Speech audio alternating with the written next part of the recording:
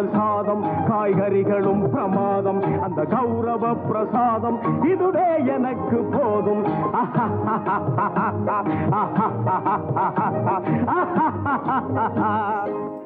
Hi friends, welcome to Alli's Darbar. இந்த நாள் இனிய நாளாக அமைய வாழ்த்துக்கள். இன்றைக்கி வீக்கெண்டு, சண்டே. எங்கள் வீட்டில் மார்னிங் பிரேக்ஃபாஸ்ட் பூரி வித் சென்னா அதாங்க பண்ண போகிறேன். ஸோ அதுக்கு உண்டான ப்ரிலிமினரி ஒர்க்கெல்லாம் ரெடி பண்ணுறேங்க.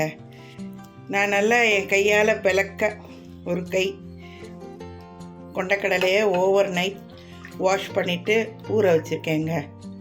பாருங்க, நல்லா ஊறிருக்கு. இப்போ தண்ணியெல்லாம் நல்லா 2-3 தடவை கழுவிட்டு இந்த குக்கரில் போட்டு குக்கர் மேலே ஒரு இன்ச்சு தண்ணி இருக்கிற மாதிரி வச்சு நல்லா ஒரு 4 விசில் விட்டு நல்லா வேக வச்சு எடுத்து வச்சுக்கோங்க. இந்த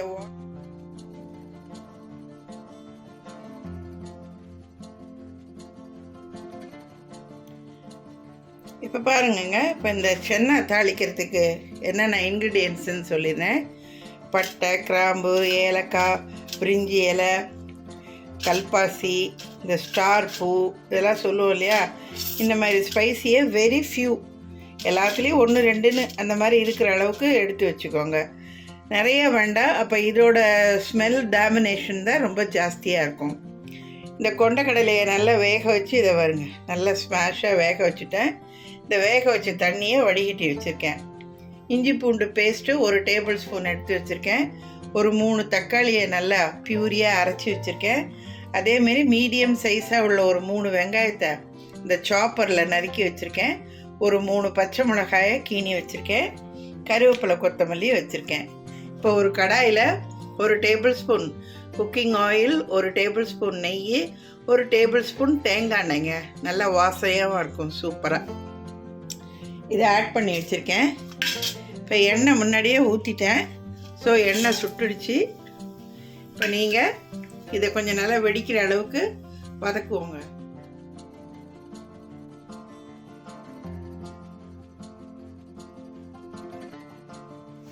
இப்போ பாருங்கங்க, இந்த தக்காளி பியூரி சேர்த்து அதை கொஞ்சம் நல்லா மசாலா வாசனை போகிற வரைக்கும் நம்ம வதக்கினது. இந்த ஓரத்துலலாம் எண்ணெய் பிரிஞ்சிருக்கு பாருங்கள். இந்த மாதிரி நேரத்தில் இதுக்கு உண்டான மசாலாஸ் எல்லாம் நம்ம ஆட் பண்ணுவோம். 1 டீஸ்பூனுங்க, இந்த பாருங்கள், இந்த மாதிரி 1 டீஸ்பூன் அளவு மிளகாத்தூள், ஒரு 2 டீஸ்பூன் அளவு மல்லித்தூள், 1 டீஸ்பூன் டீஸ்பூன்னா கொஞ்சமாக மஞ்சத்தூள். இது 3ஐயும் ஆட் பண்ணி இந்த மசாலா வாசனை போகிற வரைக்கும் இதை நல்லா நம்ம குக் பண்ணுவோங்க. இப்போதைக்கு தண்ணி ஆட் பண்ணாதீங்க, இதில் உள்ள அந்த வாட்டரிஷே போதும் உங்களுக்கு. இந்த மசாலா வாசனை போகிற வரைக்கும் கொஞ்சம் இதை நம்ம நல்லா வதக்கி விடுவோம். கொஞ்சம் லோ ஃப்ளேம்லேயே வச்சுட்டு செய்யுங்க.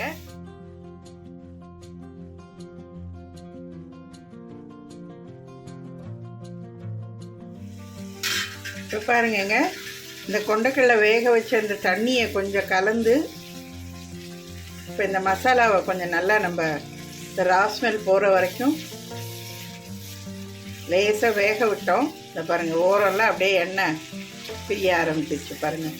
இந்த ஸ்டேஜில் நீங்கள் என்ன பண்ணுறீங்க, நம்ம வேக வச்ச கொண்டக்கடலையிலேருந்து சும்மா கொஞ்சமாக எடுத்து நல்லா அப்படி நசுக்கிக்கோங்க. இந்த வேக வச்ச கொண்டக்கடலையை நல்லா பேஸ்ட் மாதிரி நல்லா நசுக்கிக்கோங்க. எல்லா கொண்டக்கடலையும் இந்த நசுக்கின கொண்டக்கடலையை ஃபஸ்ட்டு நம்ம இதோட சேர்த்து ஃபஸ்ட்டு கொஞ்சம் வதக்குவோங்க. இது கொஞ்சம் நல்லா ஒரு ஃபியூ செகண்ட்ஸ் வதங்கினதுக்கு அப்புறமா நம்ம அந்த முழுசாக வேக வச்ச கொண்டக்கடலையை சேர்த்து வதக்குவோங்க. இன்னும் இதில் நான் உப்பு போடலை, அதை ஞாபகம் வச்சுங்க. இந்த கொண்டக்கடலையெல்லாம் சேர்த்ததுக்கு அப்புறமா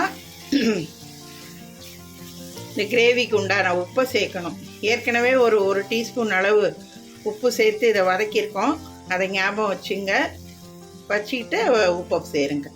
ஓகே, இது ஒரு ஃபியூ செகண்ட்ஸ் கொதிக்கட்டும். அப்புறம் நான் கொண்டக்கடலையை சேர்த்துட்டு நான் அடுத்தது என்னன்றதை காட்டுறேன். இப்போ பாருங்கங்க, இந்த ஸ்மாஷ் பண்ண கொண்டக்கடலையை சேர்த்து அது ஒரு ஃபியூ செகண்ட்ஸ் நல்லா அந்த கிரேவியோட நல்லா மர்ஜ் ஆகி கொதிச்சதுக்கு அப்புறமா இந்த முழுசாக வேக வச்ச கொண்டக்கடலையும் சேர்த்துட்டு உங்களுக்கு இதோட திக்னஸ் எந்த அளவுக்கு வேணும்னு நீங்கள் விரும்புகிறீங்களோ அந்த அளவுக்குங்க தண்ணியை ஆட் பண்ணிக்கோங்க. 1/2 டம்ளர் 1 டம்ளர். அப்புறம் நீங்கள் வைக்கிற இந்த குவான்டிட்டிக்கு தகுந்த மாதிரியும் தண்ணியை ஆட் பண்ணுங்கள். ரொம்பவும் தொரன்னு வேணாம், ரொம்பவும் கெட்டியாகவும் வேணாம்.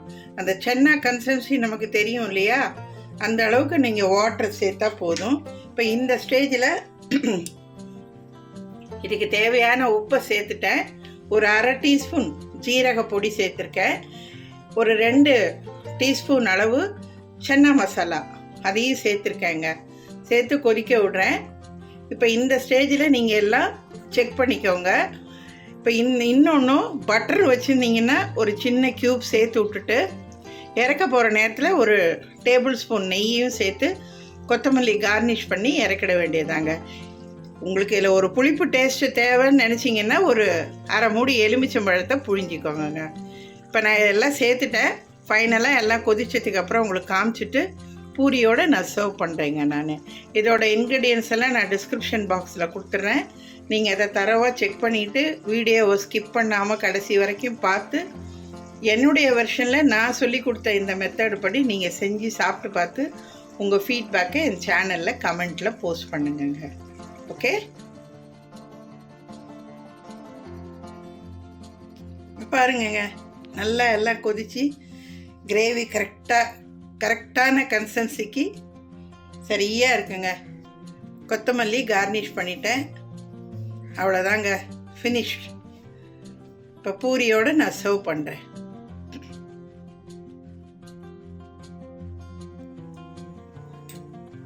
என்னங்க, நல்ல சூப்பரான புசு புசுன்னு நல்லா ஜம்முன்னு பொரிஞ்சு அருமையாக பாருங்கள். பூரி அண்ட் சென்னா அருமையாக இருக்குங்க. நான் டேஸ்ட் பண்ணி பார்த்துட்டோம். பூரிக்கும் சென்னாக்கும் பிரமாதமாக இருக்குங்க.